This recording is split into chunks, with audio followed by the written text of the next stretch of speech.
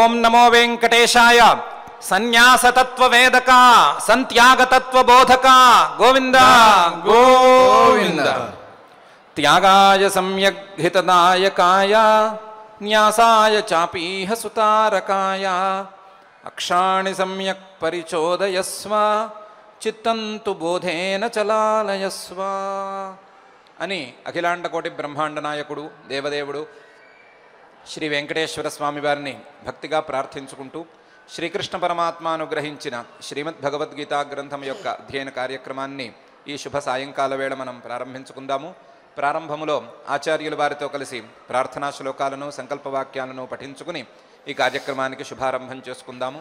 ఈరోజు ఆచార్యుల వారు కొన్ని కొత్త శ్లోకాలను పరిచయం చేయబోతున్నారు గనక మనకు అలవాటులో ఉండేటువంటి శ్లోకాలను ఆచార్యుల వారితో కలిసి చదువుకుందాము.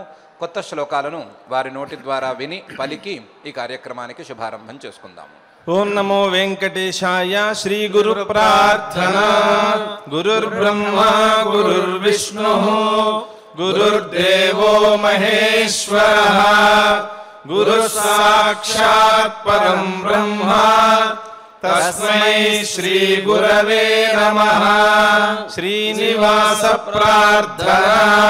శ్రీనివాస ప్రార్థన. సురత్నాంగదైరన్వితం బాహుదండైః సురత్నాంగదైరన్వితం బాహుదండైః చతుర్భిశ్చలత్కంకణాలంకృతాగ్రైః చతుర్భిశ్చలత్కంకణాలంకృతాగ్రైః ఉదారోదరాలంకృతం పీతవస్త్రం ఉదారోదరాలంకృతం పీతవస్త్రం పదద్వంద్వ నిర్ధూత పద్మాభిరామం పదద్వంద్వ నిర్ధూత పద్మాభిరామం. అథ సంకల్పః శ్రీమత్ ఆదివరాహ క్షేత్రే విరాజమానస్య అఖిలాండ కోటి బ్రహ్మాండ నాయకస్య శ్రీ పద్మావతి జానేః భగవతః శ్రీ వెంకటేశ్వర స్వామినః దివ్య సన్నిధౌ భగవతః శ్రీకృష్ణ పరమాత్మనః అనుగ్రహేణ అస్మాకం సర్వేషాం శారీరస్య మానసస్య చ బలస్య సిద్ధ్యర్థం సమస్తానాం అసాధ్య వ్యాధీనాం నివారణార్థం సర్వయజ్ఞ ఫలప్రాప్త్యర్థం సర్వాసాం సంపదాం ప్రాప్త్యర్థం విద్యార్థినాం బుద్ధిశక్తి వృద్ధి ద్వారా పరీక్షాసు ఉత్తీర్ణతా సిద్ధ్యర్థం అధికారిణాం స్వస్వవిధి నిర్వహణ కౌశల సిద్ధ్యర్థం సమస్త పాపక్షయార్థం గో సంరక్షణార్థం శ్రీ పరమేశ్వర ప్రీత్యర్థం యథాశక్తి శ్రీమద్భగవద్గీతాయాః అష్టాదశాధ్యాయాంతర్గత పంచవింశతి శ్లోక పారాయణం కరిష్యామహే. శ్రీగీతా ప్రార్థన. సర్వోపనిషదో గావో దోగ్ధా గోపాలనందనః పార్థో వత్సః సుధీర్భోక్తా దుగ్ధం గీతామృతం మహత్. శ్రీకృష్ణ ప్రార్థన. శ్రీకృష్ణ ప్రార్థన. వినాయస్య ధ్యానం వ్రజతి పశుతాం సూకరముఖాం.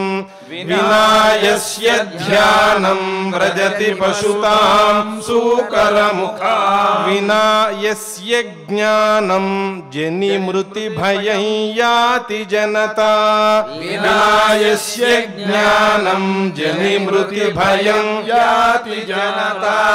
వినాయస్య స్మృత్యా కుమిశత జనిం యాతి స విభుః. వినాయస్య స్మృత్యా కుమిశతజనిం యాతి స విభుః శరణ్యో లోకేశో మమ భవతు కృష్ణోక్షివిషయః శరణ్యో లోకేశో మమ భవతు కృష్ణోక్షివిషయః శ్రీ వేదవ్యాస ప్రార్థనా అజ్ఞాన సుప్తి బుద్ధాత్మా ప్రసుప్తానాం ప్రబోధకః అప్రమత్తో ప్రమేయాత్మా మౌనీ బ్రహ్మ విదేరతః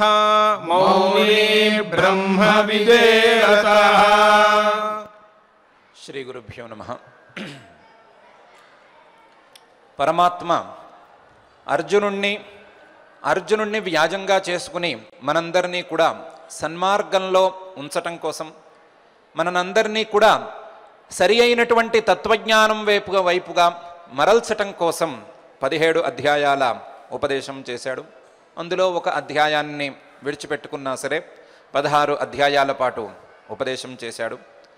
ఆ అధ్యాయాలలో మొదటి 6 అధ్యాయాలలో కర్మషట్కం అనే పేరు కలిగినటువంటి 6 అధ్యాయాలలో మానవులు ఏ రకమైనటువంటి ఫలాపేక్ష లేకుండా, ఫలితం మీద ఆకాంక్ష లేకుండా, ఫలితం మీద కోరిక లేకుండా, నేను కర్తను అనేటువంటి భావన లేకుండా సిద్ధ్యో సమోభూత్వా అనేటువంటి స్థితిలో వారికి చేయవలసిన, తప్పకుండా చేయవలసినవిగా శాస్త్రములు చెప్పినటువంటి సత్కర్మలను చేసుకోవాలి అనే అంశాన్ని విస్తృతంగా నిరూపణ చేశాడు.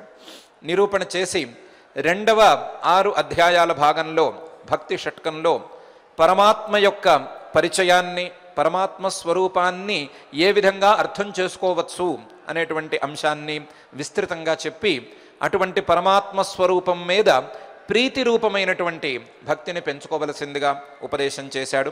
ఉపదేశం చేసి 3వ 6 అధ్యాయాల భాగమైనటువంటి 3వ షట్కంలో 13వ అధ్యాయంలో క్షేత్రజ్ఞ విభాగ యోగంలో శరీరానికి జీవుడికి ఉండేటువంటి సంబంధాన్ని, శరీరాలన్నిటికీ పరమాత్మకు ఉండేటువంటి సంబంధాన్ని, జీవుడికి పరమాత్మకు ఉండేటువంటి సంబంధాన్ని విస్తృతంగా నిరూపణ చేశాడు.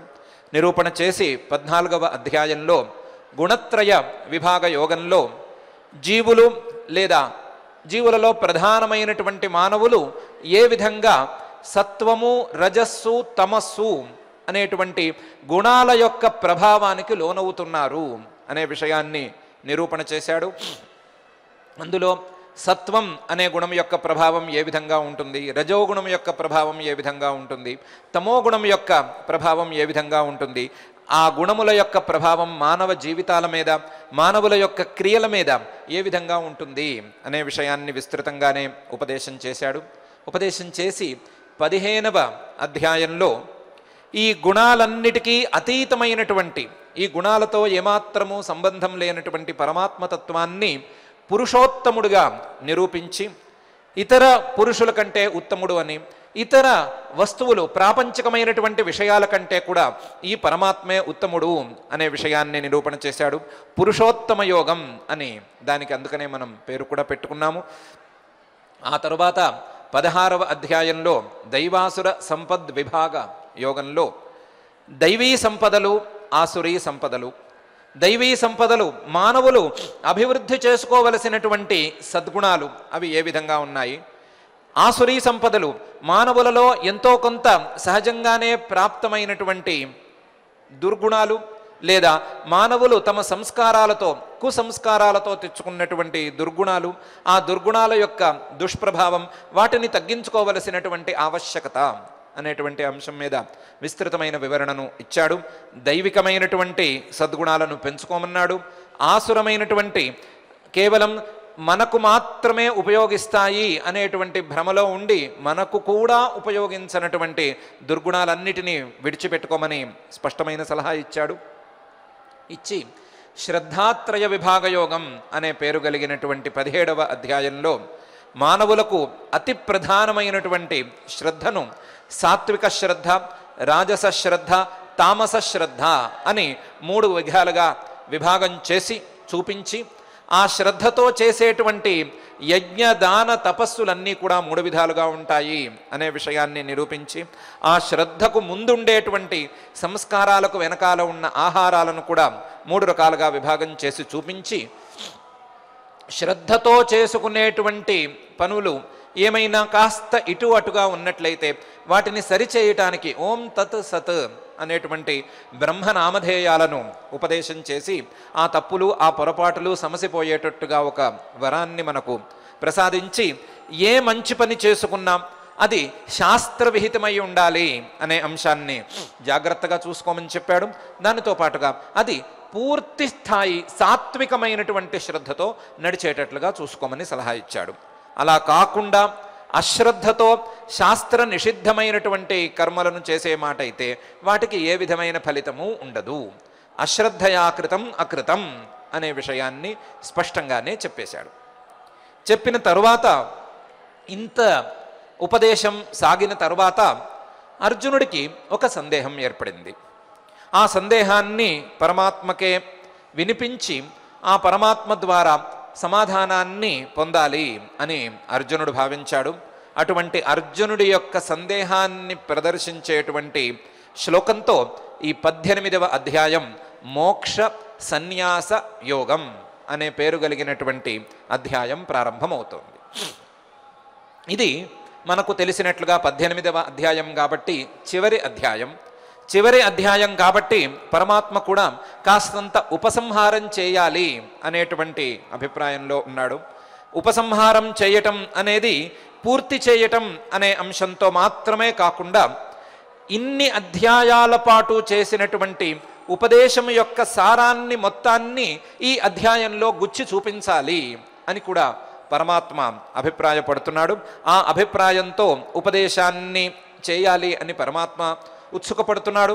దాన్ని అర్జునుడు ముందే గ్రహించినట్లుగా లేదా అర్జునుడు తన యొక్క సందేహాలను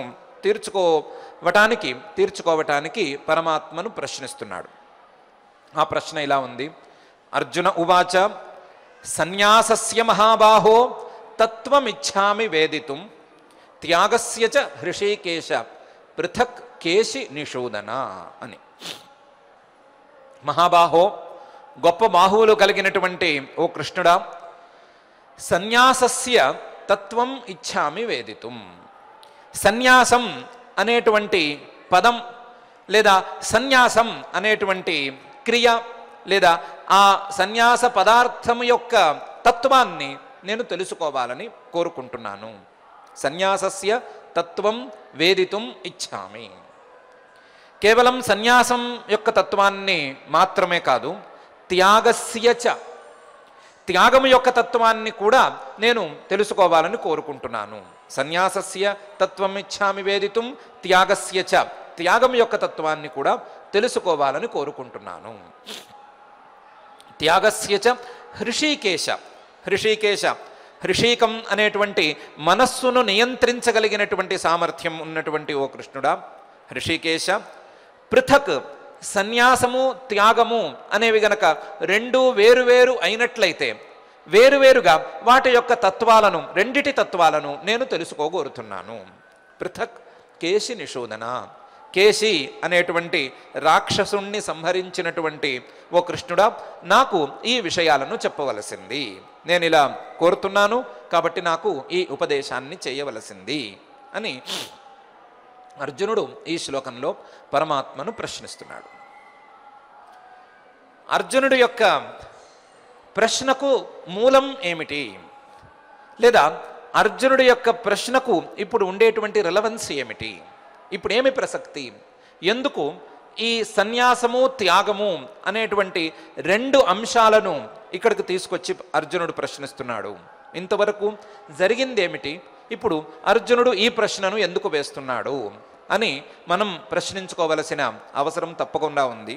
దానితో పాటుగా అర్జునుడు ఎందుకు మహాబాహో, హృషీకేశ, కేశినిషూదన అని 3 రకాల సంబోధనలతో పరమాత్మను సంబోధిస్తున్నాడు అని కూడా మనం ప్రశ్నించుకోవాల్సిన అవసరం ఉంది. అందులో మొదటి ప్రశ్న, ఎందుకు అర్జునుడు ఈ ప్రశ్నను ఇక్కడ వేస్తున్నాడు? దానికి చాలా సులభమైనటువంటి కారణం ఒకటి ఉంది. గత అధ్యాయం చివరి శ్లోకంలో పరమాత్మ చెప్పిన మాట అర్జునుడిలో ఒక ఆలోచనను రేకెత్తించింది. ఆ ఆలోచనతో అర్జునుడికి ఒక సందేహం రేగింది. ఆ సందేహాన్ని అర్జునుడు ప్రశ్న రూపంలో బయట పెడుతున్నాడు. చివరి శ్లోకం ఎలా ఉంది? అశ్రద్ధయా హుతం దత్తం తపస్తప్తం కృతంచయత్ అసదిత్యుచ్యతే పార్థ నచ తత్ ప్రేత్య నో ఇహ అనుంది. 17వ అధ్యాయం చివరి శ్లోకం ఇలాగే ఉంది. ఆ శ్లోకంలో పరమాత్మ ఏమన్నాడు అంటే, అశ్రద్ధతో హోమం చేసినా, దానం చేసినా, తపస్సు చేసినా, లేదా ఏ క్రియను చేసినా సరే, ఏ రకమైనటువంటి పనిని చేసినా సరే, ఆ పని అసదిత్యుచ్యతే, ఆ పని ఉన్నట్లే కాదు, చేసినట్లే కాదు, దానికి ఫలితమే లేదు.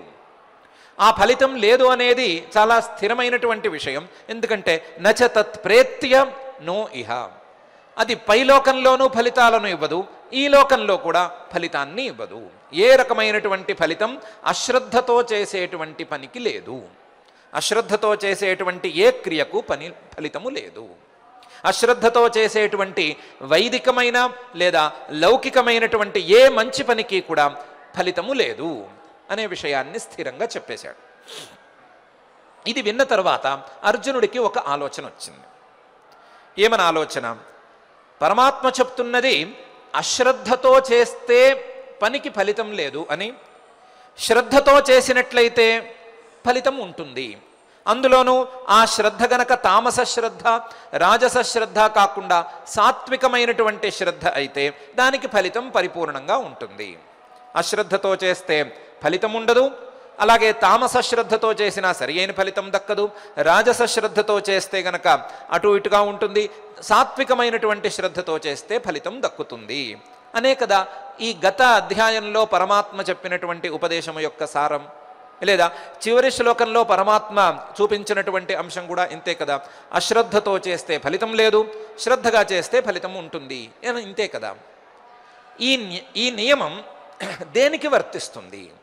అశ్రద్ధతో చేస్తే ఫలితం లేదు, శ్రద్ధతో చేస్తేనే ఫలితము అనేది దేనికి వర్తిస్తుంది అంటే పరమాత్మ భాషలోనే ఏదో ఒక క్రియకు వర్తిస్తుంది. అది శాస్త్రంలో చెప్పినటువంటి వైదికమైన క్రియలైనా కావచ్చు, లేదా లోకంలో చేసేటువంటి మంచి క్రియలైనా కావచ్చు. ఏదో ఒక క్రియ అది శ్రద్ధగా చేస్తే ఫలితం, శ్రద్ధగా చేయకపోతే ఫలితం లేదు అనే కదా పరమాత్మ చెప్పినటువంటి ఉపదేశం యొక్క సారం. కాబట్టి ఇప్పుడు ఒకవేళ సన్యాసాన్నే గనక తీసుకున్నట్లయితే, లేదా త్యాగాన్నే గనక తీసుకున్నట్లయితే, సన్యాసం అంటే క్రియలను విడిచిపెట్టటం, విహితమైన రీతిలో క్రియలను విడిచిపెట్టటం కాబట్టి, క్రియలు లేకుండా ఉండటం అని కాబట్టి, త్యాగం అన్నా దగ్గరగా అదే అర్థం కాబట్టి, సన్యాసము త్యాగము అనేవి ఈ రెండు క్రియలకు విరుద్ధంగా ఉండేటువంటి భావాలు. క్రియలను విడిచిపెట్టడం సన్యాసం కాబట్టి క్రియలకు చెప్పినటువంటి ఈ శ్రద్ధా నియమం సన్యాసానికి వర్తించదు. క్రియలు శ్రద్ధగా చేసుకోకపోతే లేదా అశ్రద్ధతో చేస్తే ఫలితాన్ని ఇవ్వవు, శ్రద్ధగా చేస్తే ఫలితాన్ని ఇస్తాయి అనే నియమానికి లోబడి ఉంటాయి. కానీ క్రియలను విడిచిపెట్టడం అనేటువంటి ఈ సన్యాసం శ్రద్ధతో చేసినా, శ్రద్ధతో చేయకపోయినా, అశ్రద్ధతో చేసినా అనేటువంటి నియమాలకు లోబడదు. ఎందుకంటే ఇది క్రియ కాదు. క్రియకు ఉండేటువంటి నియమాలు క్రియాత్యాగానికి అంటవు అని అర్జునుడి మనసులో ఒక ఆలోచన వచ్చింది. ఈ ఆలోచనను అర్జునుడు పూర్తిగా ఇదమిత్తంగా తేల్చుకోలేకపోతున్నాడు. తేల్చుకోలేక అసలు సన్యాసం అంటే ఇంతేనా, నేను అనుకున్నట్లుగా క్రియలను విడిచిపెట్టటమేనా సన్యాసం, లేదా అంతకు మించి వేరేదైనా ఉన్నదా? క్రియలను విడిచిపెట్టడం మాత్రమే సన్యాసం అని అనుకుంటే సన్యాసము త్యాగము ఒకటే అవ్వచ్చు. త్యాగం అన్నా విడిచిపెట్టడమే, సన్యాసం అన్నా విడిచిపెట్టడమే. కాబట్టి క్రియలను విడిచిపెట్టడమే సన్యాసం అయితే అది త్యాగం కూడా అవ్వచ్చు, త్యాగం అన్నా కూడా అదే అవ్వచ్చు. అలా కాకపోతే త్యాగం వేరు, సన్యాసం వేరు అవ్వచ్చు. ఈ విషయంలో ఇప్పటికిప్పుడు నాకు స్పష్టత లేదు. ఒకవేళ నేను అనుకున్నది నిజమైతే శ్రద్ధకి ఈ సన్యాసానికి సంబంధం ఉండకూడదు. అలా కాకుండా ఇది వేరే రకంగా ఉండి ఉంటే అసలు శ్రద్ధతో దీనికి సంబంధం ఉందా లేదా అనే విషయం నేను తెలుసుకోవాలి. అసలు సన్యాసం యొక్క తత్వాన్ని పరమాత్మ నోటి ద్వారానే తెలుసుకోవాలి. ఆ సన్యాసం త్యాగం ఒకటే అయితే ఒకటే అనే విషయాన్ని పరమాత్మ నోటి ద్వారా నేను వినాలి. అలా కాకుండా సన్యాసం వేరు త్యాగం వేరు అనే మాట అయితే ఈ రెండు వేరు వేరు ఎందుకు అవుతాయి, ఏ విధంగా ఈ రెండిటికి భేదం ఉన్నది అనే విషయాన్ని కూడా పరమాత్మ నోటి గుండానే నేను తెలుసుకోవాలి అని అర్జునుడు ఆలోచిస్తున్నాడు. ఆ ఆలోచనతో పరమాత్మను ఈ విధంగా ప్రశ్నిస్తున్నాడు.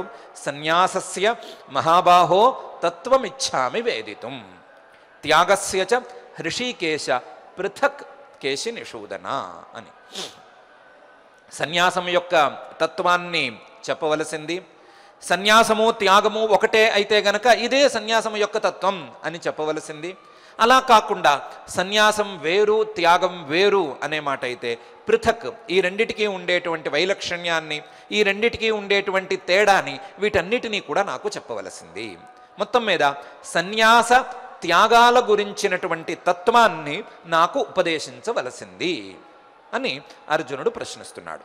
ఇది అర్జునుడి యొక్క ప్రశ్నకు ఒక ప్రధానమైన లేదా ప్రాథమికమైనటువంటి మూలం. ఇది కాక మనం ఇంతకుముందే అనుకున్నట్లుగా ఈ అధ్యాయం ఇతర అధ్యాయాలన్నిటికీ సారం అవ్వాలి అంటే ఇతర అధ్యాయాలలో ఉండేటువంటి అంశాలు ఎంతో కొంత ఈ అధ్యాయపు ఉపదేశాల మీద కానీ ఈ అధ్యాయపు ప్రశ్నల మీద కానీ ప్రభావాన్ని చూపించి తీరాలి. ఆ విధంగా చూసుకున్నప్పుడు ప్రథమాధ్యాయంలోనే అర్జునుడు పరమాత్మ వద్ద తన యొక్క అభిప్రాయాన్ని ఒకదాన్ని వ్యక్తపరిచే ఉన్నాడు. అది గురూనహత్వాహి మహానుభావాన్ శ్రేయో భోక్తుం భైక్ష్యమపీహ లోకే అని. ఇంతమందిని సంహరించి పాపం మూటకట్టుకోవటం కంటే నేను సన్యాసం తీసుకుని భిక్షాచర్యాన్ని పాటిస్తూ ఉండటం సులభం కదా అని పరమాత్మ ముందు తన అభిప్రాయాన్ని ప్రకటించే ఉన్నాడు. కాబట్టి అర్జునుడికి సన్యాసం తీసుకోవాలి, ఇప్పటికిప్పుడు చేయవలసినటువంటి ఈ పనులన్నిటినీ విడిచిపెట్టాలి అనేటువంటి అభిప్రాయం ఎంతో కొంత ఉంది. అది పరమాత్మ యొక్క ఉపదేశాల వలన, ఉపదేశ మహిమ వలన క్రమంగా తగ్గుతూ వస్తూ ఉన్నప్పటికీ అవకాశం ఉంటే సన్యాసమే తీసుకోవాలి అనేటువంటి అభిప్రాయం అర్జునుడికి ఇంకా కూడా ఎంతో కొంత మిగిలే ఉంది. కానీ ఆ మిగిలి ఉండటం అనేది అర్జునుడు లాంటి సాత్వికమైనటువంటి సాధకుడు స్థాయిలో మిగిలి ఉంది. అర్జునుడు ఇంత సాత్వికమైనటువంటి స్థాయిలో ఉన్నాడు కాబట్టి పరమాత్మను ఈ లెక్కన సన్యాసం అంటే ఇంతే కదా, సన్యాసంలో శ్రద్ధ అనేది ఏమీ మాత్రం ప్రసక్తిని కలిగి ఉండదు కదా, లేదా శ్రద్ధ యొక్క ప్రసక్తి ఈ సన్యాసంలో లేదు కదా, కాబట్టి నేను సన్యాసం తీసేసుకోమని నీ మాట ద్వారానే నాకు తెలిసింది కదా అని అనకుండా అసలు సన్యాసం అంటే ఏమిటి, త్యాగం అంటే ఏమిటి, దాంట్లో శ్రద్ధ యొక్క ఇంపార్టెన్స్ ఉందా లేదా అవన్నీ నీ నోటి ద్వారానే తెలుసుకుంటాను అని వినయంగా ప్రార్థిస్తున్నాడు. కాబట్టి అర్జునుడి యొక్క అసలు సిసలు ప్రవృత్తి, గత అధ్యాయపు చివరి శ్లోకంలో పరమాత్మ చేసినటువంటి ఉపదేశాన్ని అర్జునుడు అర్థం చేసుకున్నటువంటి తీరు, ఇవన్నీ కలగలిపి అర్జునుడిని ఈ ప్రశ్న వేసేట్టుగా ఉసిగొలుపుతున్నాయి. ఉసిగొలపటం అనేది అర్జునుడు లాంటి సాత్వికమైనటువంటి స్థాయిలో ఉండే సాధకుణ్ణి ఉసిగొలిపినట్లుగానే ఉసిగొలుపుతున్నాయి. అర్జునుడు తన యొక్క వినయాన్ని ఏమాత్రం తగ్గించుకోకుండా పరమాత్మ మీద నువ్వు ఇదే చెప్పావు కదా అని అభాండం వేసేయకుండా నీ నోటి గుండానే నేను వింటాను అనే ప్రశ్న వేసేటట్లుగా, ఉపదేశాన్ని ప్రార్థించేటట్లుగా ఉసిగొలుపుతున్నాయి.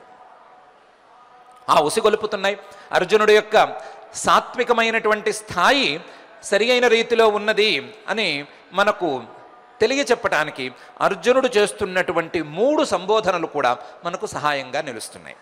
అర్జునుడు మహాబాహో హృషీకేశ పృథక్ కేశి నిషూదన అనేటువంటి 3 సంబోధనలతో పరమాత్మను సంబోధించడం ద్వారా తనకు పరమాత్మ మీద చాలా ఆదరం ఉన్నది అనే భావాన్ని వ్యక్తపరుస్తున్నాడు. సంబోధనలు ఒక సంబోధన సరిపోతూ ఉండగా 3 సంబోధనలను పెట్టడం ద్వారా చాలా ఆదరంగా నిన్ను అడుగుతున్నాను, చాలా గౌరవభావంతో నిన్ను అడుగుతున్నాను, నీవు చాలా గొప్పవాడివి అనేటువంటి భావంతో వినయంతో అడుగుతున్నాను అనే భావాన్ని కూడా అర్జునుడు పరమాత్మ ముందు వ్యక్తపరుస్తున్నాడు.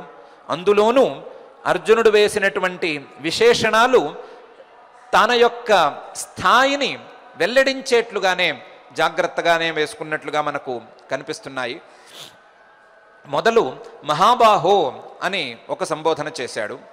మహాబాహో అనేటువంటి సంబోధన ద్వారా సన్యాసానికి కావలసినటువంటి సమస్తమైనటువంటి సామగ్రిని ఇవ్వగలిగిన శక్తి సామర్థ్యాలు నీకు ఉన్నాయి, గొప్ప బాహువులు నీకు ఉన్నాయి అని చెప్పటం ద్వారా గొప్ప బాహువులతో నీకు సన్యాసానికి విరుద్ధంగా సంచరించేటువంటి బాహ్యమైన లేదా లౌకికమైనటువంటి ప్రతిబంధకాలన్నిటినీ నివారించేటువంటి శక్తి సామర్థ్యాలు ఉన్నాయి, అటువంటి వాడివి నీవు మహాబాహువువి అని ఒక భావాన్ని వెలిబుచ్చుతున్నాడు అర్జునుడు.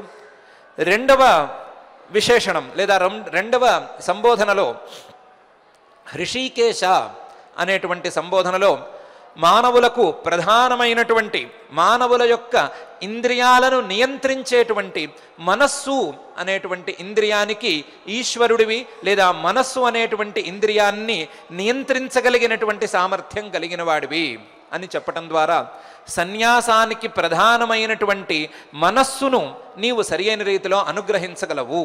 ఎందుకంటే నీవు మనస్సుకు అధిపతివి, నీవు హృషీకేశుడివి అనే భావాన్ని కూడా అర్జునుడు వ్యక్తం చేస్తున్నాడు.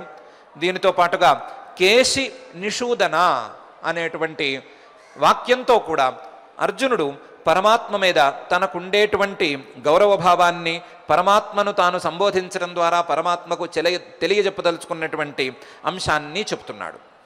అందులో రెండు రకాలుగా ఈ సంబోధనను అర్జునుడు వాడుకుంటున్నాడు. పరమాత్మకు కేశి నిషూదనుడు లేదా కేశవుడు అనేటువంటి పేరు ఉంది. పరమాత్మ యొక్క శ్రీకృష్ణావతారంలో ఆయన చిన్నప్పుడు కేశి అనేటువంటి ఒక రాక్షసుడు, కంసుడు యొక్క అనుచరుడు అశ్వరూపంలో గుర్రం రూపంలో వచ్చి పరమాత్మను శ్రీకృష్ణుణ్ణి సంహరించాలి అనే ప్రయత్నం చేశాడు. ప్రయత్నం చేసి వీళ్ళు పిల్లలందరూ కలిసి బయట ఆడుకుంటూ ఉండగా వాళ్ళ మధ్యలో చేరి వాళ్ళలో ఏదో విధంగా ఇబ్బంది పెట్టాలి అని ప్రయత్నం చేశాడు.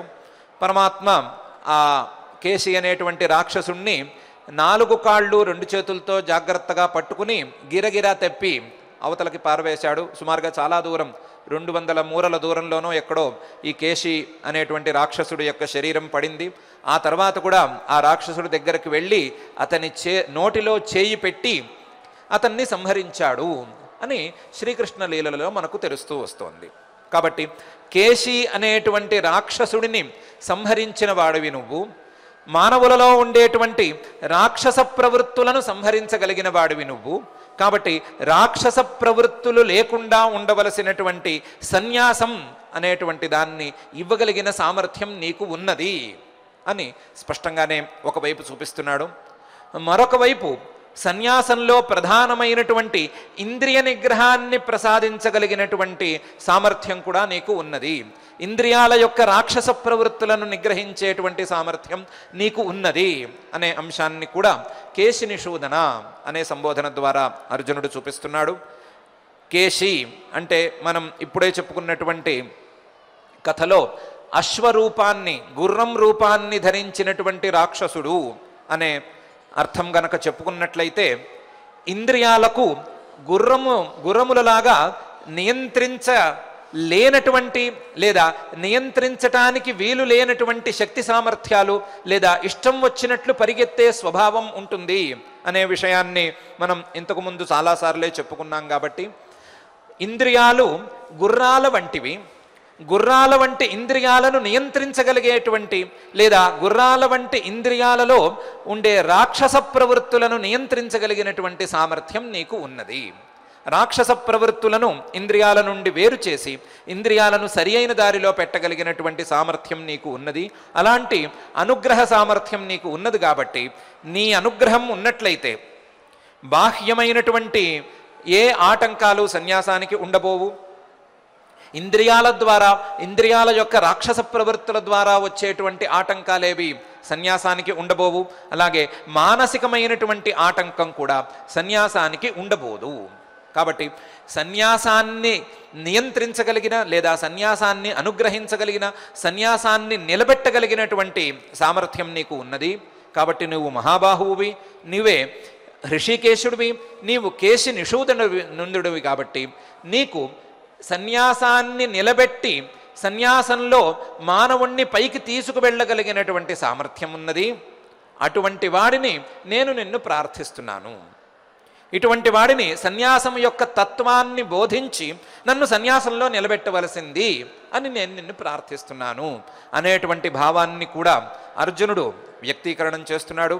వ్యక్తీకరిస్తూ సన్యాసస్య మహాబాహో తత్వమిచ్ఛామి వేదితుం త్యాగస్య చ హృషికేశ పృథక్ కేశి నిషూదన అని అంటున్నాడు.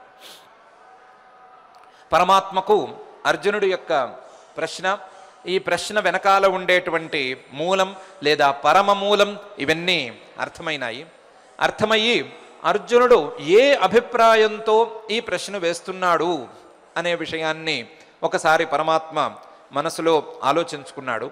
ఆలోచించుకుని ఏదో విధంగా నీవు సన్యాసానికి యోగ్యుడివి అని ఒక్క మాట పరమాత్మతో అనిపించుకుంటే చాలు.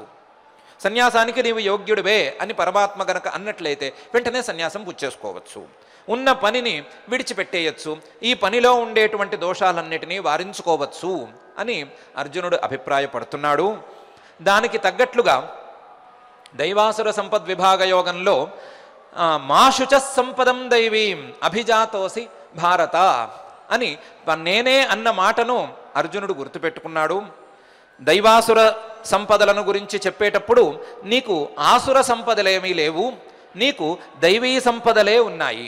దైవీ సంపదలే ఉన్నాయి కాబట్టి దైవీ సంపద్ విమోక్షాయ, మోక్షానికి కావలసినటువంటి దైవీ సంపదలన్నీ నీ దగ్గర ఉన్నాయి అని పరమాత్మ వెన్ను తట్టినట్లుగానే మరొకసారి నీకు సన్యాసార్హత ఉన్నది, నీవు సన్యాసం తీసుకోవడానికి యోగ్యుడివి అని పరమాత్మతో ఒకసారి అనిపించేసుకుంటే చాలు అని అర్జునుడు ఆశపడుతున్నాడు.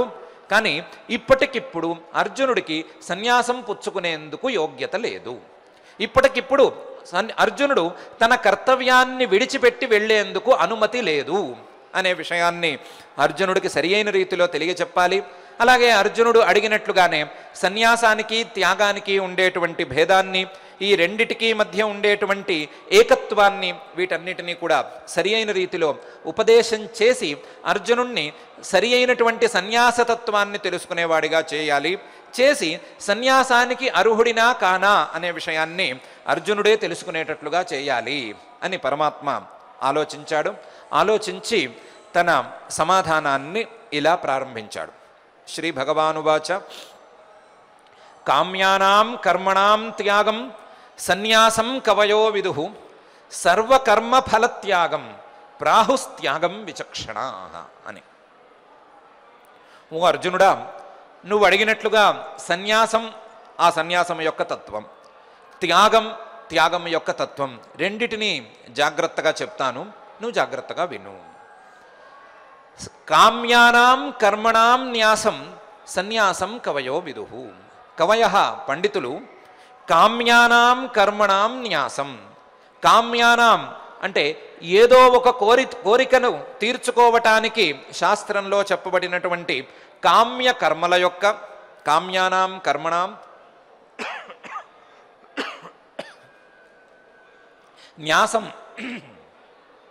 న్యాసం విడిచిపెట్టటాన్ని సన్యాసం విదుః, సన్యాసం అని వారు తెలుసుకున్నారు, వారు అలా చెప్తున్నారు.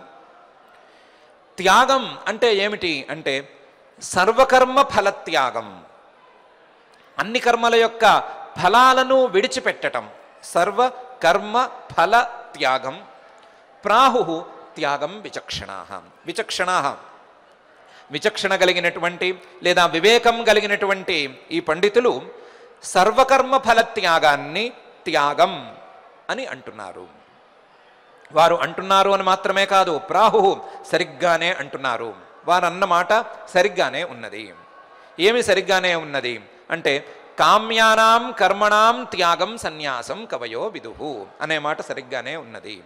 కామ్యానాం ఏదో ఒక కోరిక తీర్చుకోవటానికి కామ్య విధితో ఫలానా యాగం లేదా ఫలానా క్రియ చేసినట్లయితే ఫలానా కోరిక తీరుతుంది అనేటువంటి వాక్యం ద్వారా తెలుసుకున్నటువంటి క్రియలన్నిటినీ విడిచిపెట్టడం, ఆ క్రియలను విడిచిపెట్టడానికి వీలుగా ఆ క్రియల యొక్క ఫలితాల మీద కోరికలను పూర్తిగా విడిచిపెట్టుకోవటం, అటువంటి కోరికలే లేకుండా ఉండటం వలన కామ్యకర్మలను చేయకుండా ఉండటం అనే అంశాన్ని సన్యాసం అని వారు అంటున్నారు.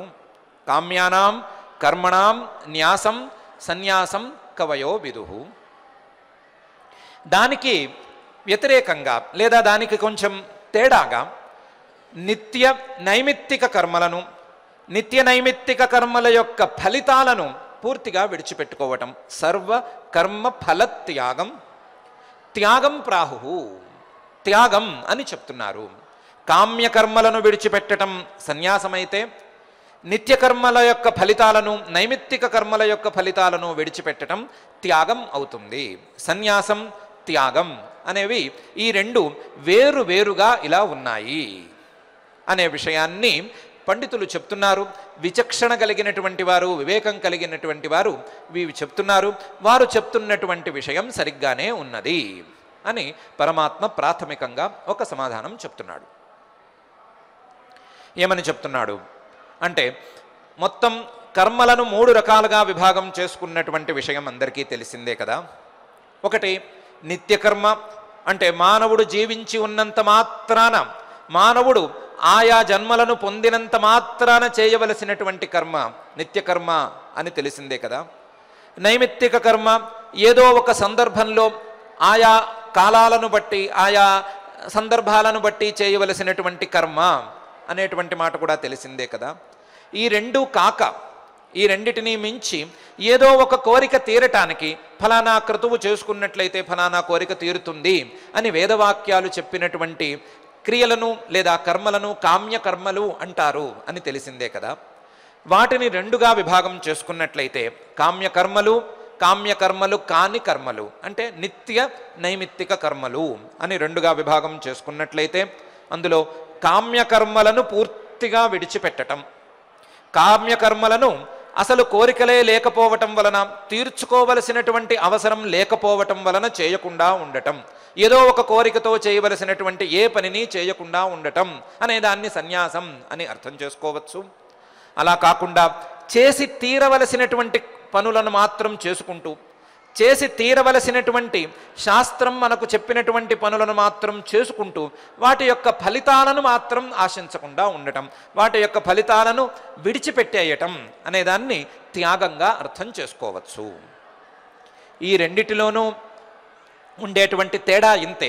కామ్యకర్మలను విడిచిపెట్టడం, నిత్యకర్మలను విడిచిపెట్టేందుకు అవకాశం అందరికీ లేదు కాబట్టి నిత్యకర్మలను చేసుకుంటూ వాటికి ఫలితాలను మాత్రం విడిచిపెట్టుకోవటం అనేదే ఈ రెండిటికి ఉండే తేడా.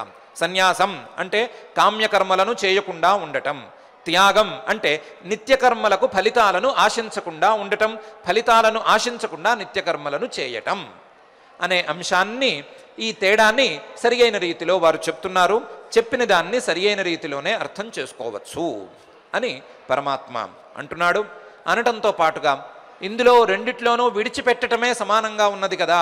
ఒకవైపు కర్మలను విడిచిపెట్టడం, ఇంకోవైపు కర్మల యొక్క ఫలితాలను విడిచిపెట్టడం అని విడిచిపెట్టడమే సమానంగా ఉన్నది కదా అని ఒకవేళ నువ్వు ప్రశ్నించుకున్నట్లయితే ఆ అంశంలో సమానత్వాన్ని కాదనటం లేదు అనే అంశాన్ని కూడా పరమాత్మ సూచనప్రాయంగా చెప్తున్నాడు. సూచనప్రాయంగా చెప్తూ కామ్యానాం కర్మణాం న్యాసం సన్యాసం కవయో విదుః సర్వకర్మ ఫలత్యాగం ప్రాహుస్త్యాగం విచక్షణా అని అంటున్నాడు. పరమాత్మ మనకు ఈ విషయాన్ని గత అధ్యాయాలలో చాలా సందర్భాలలో చెప్తూనే వచ్చాడు. అనాశ్రిత కర్మఫలం కార్యం కర్మ కరోతి యః స సన్యాసీ చ యోగీ చ న నిరగ్నిర్న చాక్రియః అనే విషయాన్ని పరమాత్మ చెప్పాడు. ఇంకా చాలా చాలా శ్లోకాలలో ఈ సన్యాసం, కామ్యకర్మలను విడిచిపెట్టడం లేదా ఏదో ఒక ఫలితం మీద ఆసక్తితో కర్మలను చేయకపోవటం అనేటువంటి సన్యాసాన్ని గురించినటువంటి ప్రస్తావనను పరమాత్మ చేస్తూనే వస్తున్నాడు. ఆ చేసినటువంటి ప్రస్తావననే మరొకసారి ఈ ఉపసంహార అధ్యాయంలో చూపిస్తున్నాడు. చూపిస్తూ సన్యాసం అంటే ప్రాథమికంగా అర్థం చేసుకోవలసింది కామ్యకర్మలను చేయకపోవటం, చేసే పనులకు ఫలితాన్ని ఆశించకపోవటం, లేదా చేయవలసిన చేసి తీరవలసినటువంటి పనులకు నిత్య కర్మలకు ఫలితాలను ఆశించకపోవటం అనేదాన్ని అర్థం చేసుకోమని పరమాత్మ మనకు సూచన చేస్తున్నాడు. మనం పరమాత్మ సూచనలన్నిటినీ శ్రద్ధగా గ్రహించి పరమాత్మ మన జీవితాలను పై స్థాయిలకు మార్చుకోవటానికి లేదా పై స్థాయిలకు మన జీవితాల యొక్క సాఫల్యాలను చేర్చటానికి ఈ ఉపదేశాలను చేస్తున్నాడు అనే విషయాన్ని మనం ఎన్నోసార్లు నిర్ధారించుకునే ఉన్నాం. కాబట్టి ఆ నిర్ధారణకు తగినట్లుగా పరమాత్మ చెప్తున్నట్లుగా కామ్యకర్మల మీద ఆసక్తిని తగ్గించుకోవటం, నిత్యకర్మల మీద ఆసక్తిని పెంచుకుంటూ వాటి యొక్క ఫలితాల మీద మాత్రం ఆసక్తిని తగ్గించుకోవటం అనే అంశం మీద మనం దృష్టి పెట్టుకుందాం.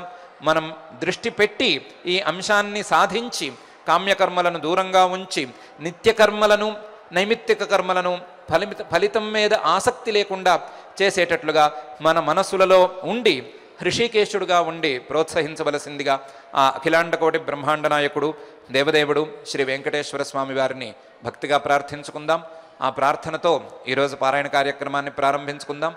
ఈ అధ్యాయం మొత్తం 78 శ్లోకాల అధ్యాయం కాబట్టి ఒకేసారి మనం పారాయణ చేసుకోలేం. కాబట్టి ఆచార్యులు వారు 3 భాగాలుగా చేసి పారాయణం చేయిస్తాము అని చెప్పారు.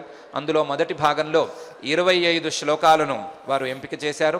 ఆ 25 శ్లోకాలను వారు చెప్పగా మనం శ్రద్ధగా పారాయణం చేసి పారాయణ కార్యక్రమాన్ని నిర్వహించుకుందాం. అథ శ్రీమద్భగవద్గీతాసు ఉపనిషత్సు బ్రహ్మ విద్యాయాం యోగశాస్త్రే శ్రీకృష్ణార్జున సంవాదే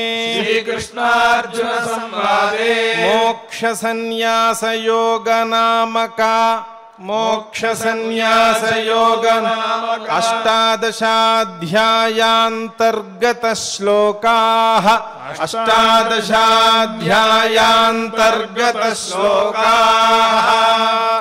అర్జున ఉవాచ సన్యాసస్య మహాబాహో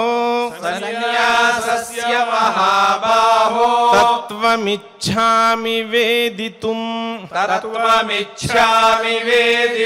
త్యాగస్య చ హృషీకేశ పృథక్ కేశి నిషూదన. శ్రీ భగవానువాచ కామ్యానాం కర్మణాన్యాసం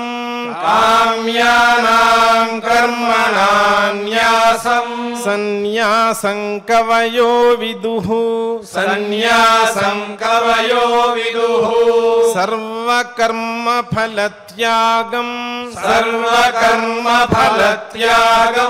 ప్రాహుస్త్యాగం విచక్షణాః త్యాజ్యం దోషవదిత్యేకే కర్మ ప్రాహుర్మనీషిణః యజ్ఞదాన తపః కర్మ నత్యాజ్యమితి చాపరే నిశ్చయం శృణు మే తత్ర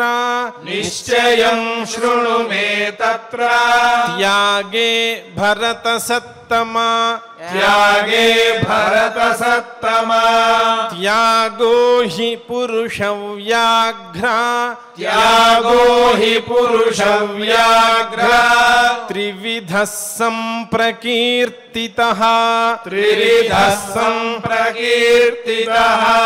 యజ్ఞదాన తపః कर्म यज्ञदानतपः कर्म न त्याज्यं कार्यमेव तत् न त्याज्यं कार्यमेव तत् यज्ञो दानं तपश्चैव यज्ञो दानं तपश्चैव पावनानि मनीषिणाम् पावनानि मनीषिणाम् एतान्यपि तु कर्माणि एतान्यपि तु कर्माणि संगं त्यक्त्वा फलानि च संगं त्यक्त्वा फलानि च कर्तव्यानीति मे पार्थ कर्तव्यानीति मे पार्थ निश्चितं मतमुत्तमम् निश्चितं मतमुत्तमम् नियतस्य तु सन्न्यासः नियतस्य तु सन्न्यासः कर्मणो नोपपद्यते कर्मणो नोपपद्यते मोहात् तस्य परित्यागः मोहात् तस्य परित्यागः तामसः परिकीर्तितः तामसः परिकीर्तितः दुःखमित्येव यत्कर्म दुःखमित्येव यत्कर्म कायक्लेशभयात् त्यजेत् कायक्लेशभयात् त्यजेत् सकृत्वा राजसं त्यागम् सकृत्वा राजसं त्यागम् नैव त्यागफलं लभेत् नैव त्यागफलं लभेत् कार्यमित्येव यत्कर्म कार्यमित्येव यत्कर्म नियतं क्रियतेऽर्जुन नियतं क्रियतेऽर्जुन संगं त्यक्त्वा फलं चैव संगं त्यक्त्वा फलं चैव सत्यागः सात्विको मतः सत्यागः सात्विको मतः न द्वेष्ट्य कुशलं कर्म न द्वेष्ट्य कुशलं कर्म कुशलेनानुषज्यते कुशलेनानुषज्यते त्यागी सत्त्वसमाविष्टः त्यागी सत्त्वसमाविष्टः मेधावी छिन्न संशयः मेधावी छिन्न संशयः न हि देहभृता शक्यं न हि देहभृता शक्यं त्यक्तुं कर्माण्यशेषतः त्यक्तुं कर्माण्यशेषतः यस्तु कर्मफलत्यागी यस्तु कर्मफलत्यागी सत्यागीत्यभिधीयते सत्यागीत्यभिधीयते अनिष्टमिष्टं मिश्रं च अनिष्टमिष्टं मिश्रं च त्रिविधं कर्मणः फलम् त्रिविधं कर्मणः फलम् भवत्यत्यागिनां प्रेत्या भवत्यत्यागिनां प्रेत्या न तु सन्न्यासिनां क्वचित् न तु सन्न्यासिनां क्वचित् पञ्चैतानि महाबाहो पञ्चैतानि महाबाहो कारणानि निबोध मे कारणानि निबोध मे सांख्ये कृतान्ते प्रोक्तानि सांख्ये कृतान्ते प्रोक्तानि सिद्धे सिद्धये सर्वकर्मणां सिद्धये सर्वकर्मणाम् अधिष्ठानं तथा कर्ता अधिष्ठानं तथा कर्ता करणं च पृथग्विधम् करणं च पृथग्विधम् विविधाश्च पृथक् चेष्टाः विविधाश्च पृथक् चेष्टाः दैवं चैवात्र पञ्चमम् दैवं चैवात्र पञ्चमम् शरीरवाङ्मनोभिर्यत् शरीरवाङ्मनोभिर्यत् कर्म प्रारभते नरः कर्म प्रारभते नरः न्याय्यं वा विपरीतं वा न्याय्यं वा विपरीतं वा पञ्चैते तस्य हेतवः पञ्चैते तस्य हेतवः तत्रैवं सति कर्तारम् तत्रैवं सति कर्तारम् आत्मानं केवलं तु यः आत्मानं केवलं तु यः पश्यत्यकृतबुद्धित्वात् पश्यत्यकृतबुद्धित्वात् न स पश्यति दुर्मतिः न स पश्यति दुर्मतिः यस्य नाहङ्कृतो भावः यस्य नाहङ्कृतो भावः बुद्धिर्यस्य न लिप्यते बुद्धिर्यस्य न लिप्यते हत्वापि स इमान् लोकान् हत्वापि स इमान् लोकान् न हन्ति न निबध्यते न हन्ति न निबध्यते ज्ञानं ज्ञेयं परिज्ञाता ज्ञानं ज्ञेयं परिज्ञाता त्रिविधा कर्म चोदना प्रोच्यते गुणसङ्ख्याने यथावच्छृणुतान्यपि यथावच्छृणुतान्यपि सर्वभूतेषु येनैकं सर्वभूतेषु येनैकं भावमव्ययमीक्षते भावमव्ययमीक्ष्यते अविभक्तं विभक्तेषु अविभक्तं विभक्तेषु तज्ज्ञानं विद्धि सात्विकम् तज्ज्ञानं विद्धि सात्विकम् पृथक्त्वेन तु यज्ञानं पृथक्त्वेन तु यज्ञानं नानाभावान् पृथग्विधान् नानाभावान् पृथग्विधान् वेत्ति सर्वेषु भूतेषु वेत्ति सर्वेषु भूतेषु तज्ज्ञानं विद्धि राजसम् तज्ज्ञानं विद्धि राजसम् यत्तु कृत्स्नवदेकस्मिन् यत्तु कृत्स्नवदेकस्मिन् कार्ये सक्तमहैतुकम् कार्ये सक्तमहैतुकम् अतत्त्वार्थवदल्पं च अतत्त्वार्थवदल्पं च तत्तामसमुदाहृतम् तत्तामसमुदाहृतम् नियतं संगरहितम् नियतं संगरहितम् अरागद्वेषतः कृतम् अरागद्वेषतः कृतम् अफलप्रेप्सुना कर्म अफलप्रेप्सुना कर्म यत्तत्सात्विकमुच्यते यत्तत्सात्विकमुच्यते यत्तु कामेप्सुना कर्म यत्तु कामेप्सुना कर्म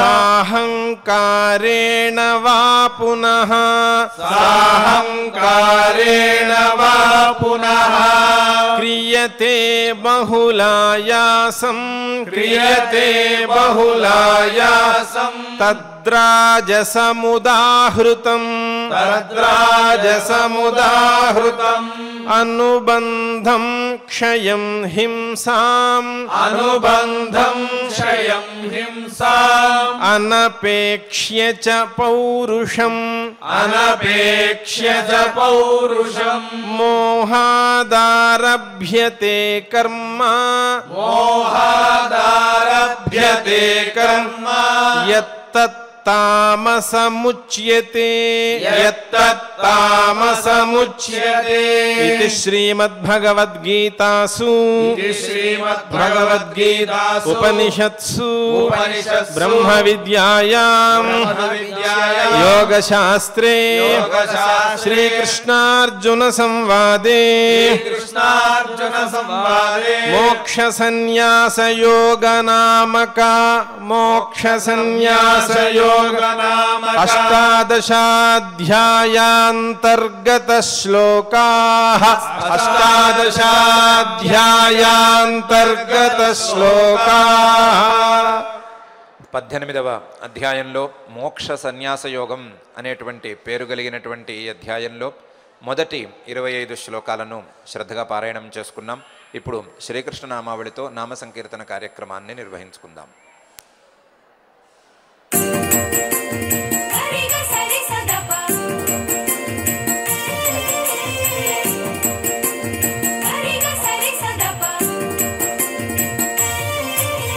कृष्णं वन्दे जगद्गुरुं श्रीकृष्णं वन्दे जगद्गुरुं कृष्णं वन्दे जगद्गुरुं श्रीकृष्णं वन्दे जगद्गुरुं कृष्णं वन्दे जगद्गुरुं श्रीकृष्णं वन्दे जगद्गुरुं कृष्णं वन्दे जगद्गुरुं श्रीकृष्णं वन्दे जगद्गुरुं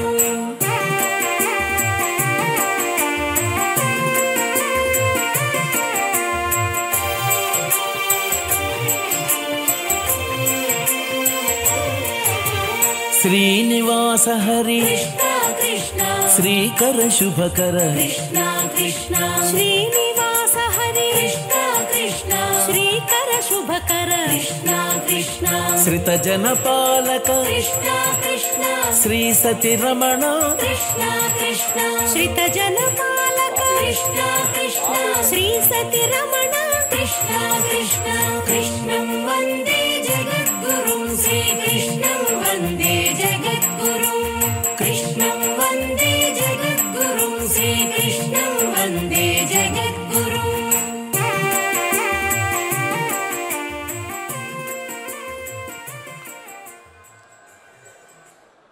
నామ సంకీర్తన కార్యక్రమం తర్వాత ఆచార్యుల వారితో కలిసి మంగళ శ్లోకాలను చదువుకుని ఈ కార్యక్రమాన్ని మంగళాంతంగా పూర్తి చేసుకుందాం. यत्र योगेश्वरः कृष्णो यत्र पार्थो धनुर्धरः तत्र श्रीर्विजयो भूतिर्ध्रुवा नीतिर्मतिर्मम अथ क्षमा प्रार्थना यदक्षरपदभ्रष्टं मात्राहीनं च यद्भवेत् तत्सर्वं क्षम्यतां देव नारायण नमोऽस्तु ते.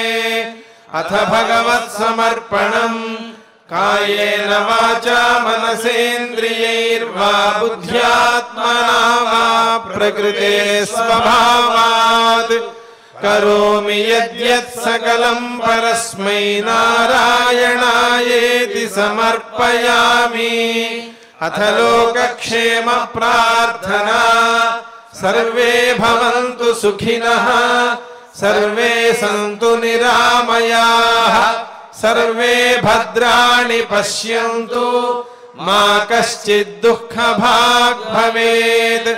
अथ मङ्गलम् श्रियः कान्ताय कल्याणनिधये निधयेऽर्थिनाम् श्रीवेङ्कटनिवासाय श्रीनिवासाय मङ्गलम्.